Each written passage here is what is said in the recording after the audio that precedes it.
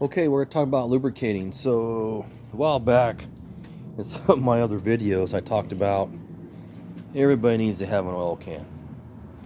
Uh, it's funny when you walk into a shop or you walk in anywhere, like somebody's garage or people that are doing any kind of restoration or working on anything.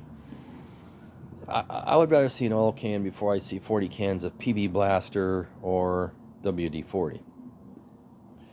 An oil can is, you know, an absolute tool. Now, what you put in that oil can can be a little different. Now, this oil can has oil, lower drive unit oil for my outboard motors. So that's generally a mid-range detergent oil, 70 to 90 weight gear oil type stuff, right? So it's really pretty good. That's what's in that can because that's what I use to put in the lower units of after I go out to the water. I drain those every time and I refill them. So that's what's in my can. So we're going to use this oil can. We're not going to use WD-40 because it won't go away. So these little bearings have been around a long time. So we're going to put a little bit of oil in these bearings. Right? This is why these types of cutting tools, and you go out and look at them, they're full of metal shavings and it's stuck to it and it's nasty, and that's because the oil that people are using like this, it hangs around for a bit and the metal likes to stick to that stuff pretty good. But one of the other reasons is the guys that used to have these tools understood that having a can around is how you lubricated things. So one of the reasons you can find equipment like this is because people lubricated it. Now it might be dirty, but they squirted oil on it. They might squirt oil on the cutting surface, so all that gets into the mechanism, right? So it's good to just go in here and we're just gonna lube this up. Now I've already steam cleaned this. I didn't steam clean it, but I hit it pretty good with oil. With cleaner.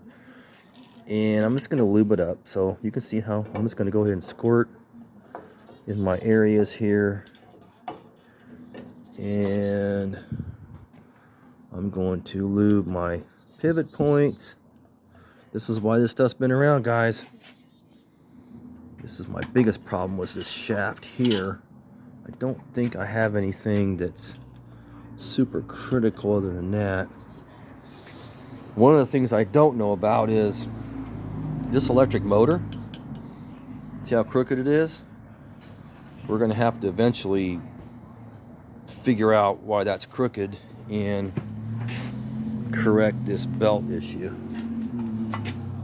Now it is driving it pretty good. There's no problem with it and the motor looks good, but my issue is, and maybe somebody can answer this because this is something I don't know, this is the gearbox for this. Somewhere that must take oil. I don't see it. I'm going to look for it. If I can find it, I'll repost it, folks.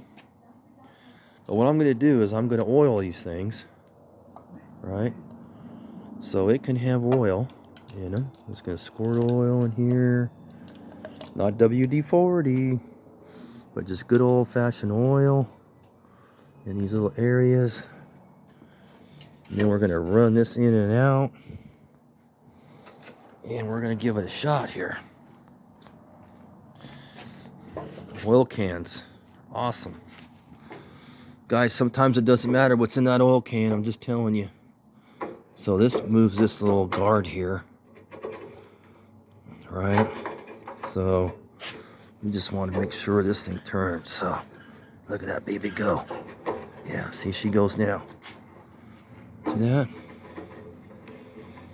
So we're just going to make sure that all that stuff works nice and smooth. And that's kind of what you're going to do about lubing stuff.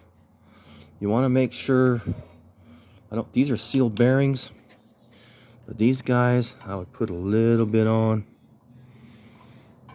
Okay, a lot of pressure on those. So, get you an oil can. There's still some out there. Napa Auto Parts out here has oil cans. Go order online, get you a good oil can. All right, there's your lubrication. So next, I'll clean up a little bit and we'll give this a shot on cutting metal.